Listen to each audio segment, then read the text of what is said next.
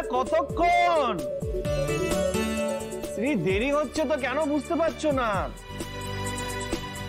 এই জন্য বলি তাড়াতাড়ি রেডি হওয়া শুরু করতে, লাস্ট মোমেন্টে নাহলে দেরি হয়ে যায়।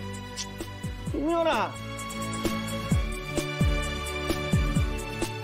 আর বাদল, তোর হলো, তুইও দেরি করছিস। এই নাকি আমরা এমার্জেন্সি সার্ভিস দিই। আরে এই বাদল, আরে রেডি হলি?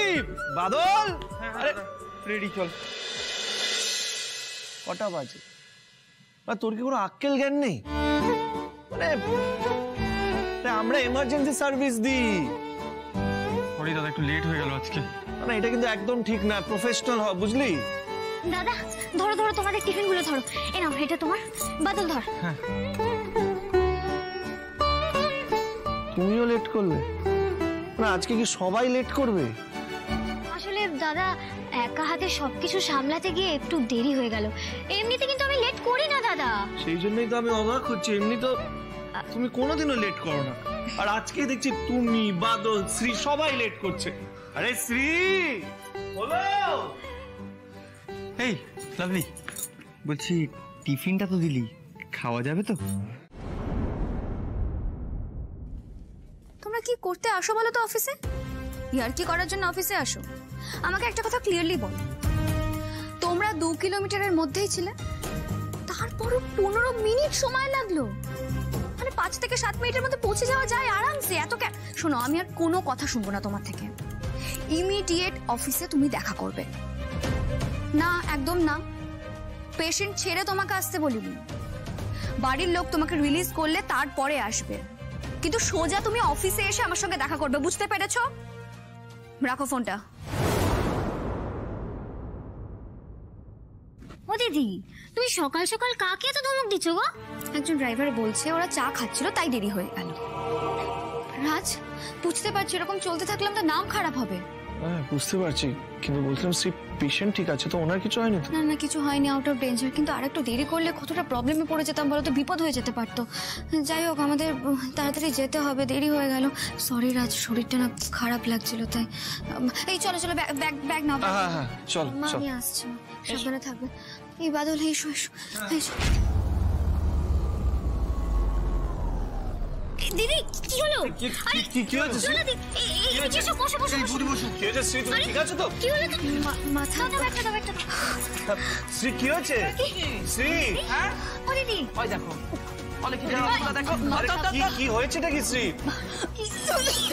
শ্রী দিদি, আরে শ্রী, ধরো ধরো। শ্রী কি হয়েছে শ্রী?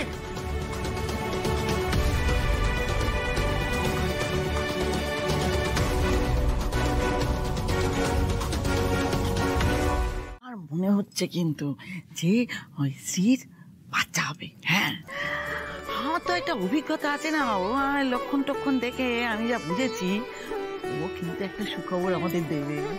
কি বলছো কি তুমি? আমি আমি ঠাকুর দেবো তো? দারুণ খবর গো। হ্যাঁ, আর আমি ঠাকুমা। শ্রী তোমাকে এই ব্যাপারে কিছু বলেছে, মানে কনফার্ম করেছে?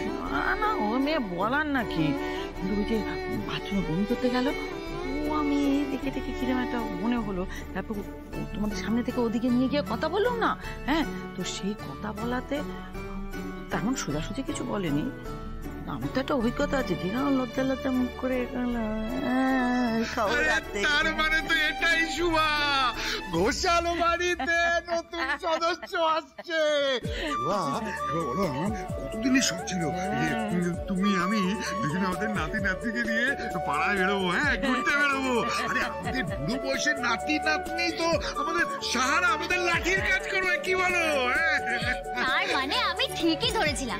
দেখেছো মা, আমার মন কখনো ভুল বলে না। হ্যাঁ, তুই তো ঠাগা মা, তুই তো ঠিক বলবি। শ্রী মানে আমি বাবা হতে চলেছি, তো ভাবতে পারছি না, আমি তো আনন্দে পাগল হয়ে যাচ্ছি। শ্রী কি বলছো এটা তুমি? আমি জানি না, মানে হয়তো। দাঁড়াও দাঁড়াও শ্রী, মানে তুমি মা হতে চলেছ, আমি বাবা হতে চলেছি। শ্রী তুমি কি বললে শ্রী? আমি ভাবতেই পারছি না শ্রী। তুমি আমি নিজেও এটা বিশ্বাস করতে পারছি না রাজ। আমি কিচ্ছু বিশ্বাস করতে পারছি না Shri. Shri, I love you Shri, I love you so so so much. জানো তো রাজ, আজ না বারবার করে সেই প্রথম দিন দেখা হওয়ার কথাটা মনে পড়ে যাচ্ছে, বারবার মনে পড়ছে আমার।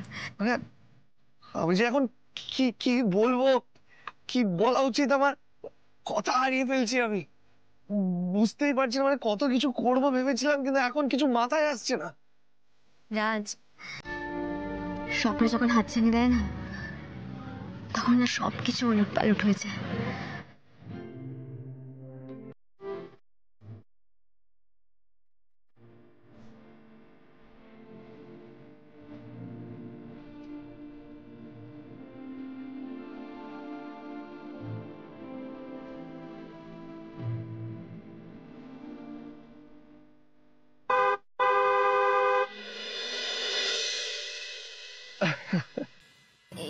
এই রাজ, এসব প্রসঙ্গ ছাড়ো তো, চলো গাড়ি স্টার্ট দাও, অনেক কাজ বাকি আছে, সব কাজ সারতে হবে তো আমাদের। আচ্ছা আচ্ছা চলো। বুঝলাম শ্রী, আমার মনে হয় তোমার এবার ছুটি নিয়ে নেওয়া উচিত। ছুটি? এই শোনো, এখনো কোনো কিছু কনফার্মই হয়নি, কত কাজ বাকি আছে, সেগুলো তো সবার আগে ছাড়তে হবে। তা নয় ছুটি ছুটি ছুটি ছুটি করে যাচ্ছ। গাড়ি স্টার্ট দাও, এখনো ছুটি নেওয়ার মতো সঠিক সময় আসেনি, চলো। শোনো, আমি বাবা হতে চলেছি, তুমি মা, বুঝেছো?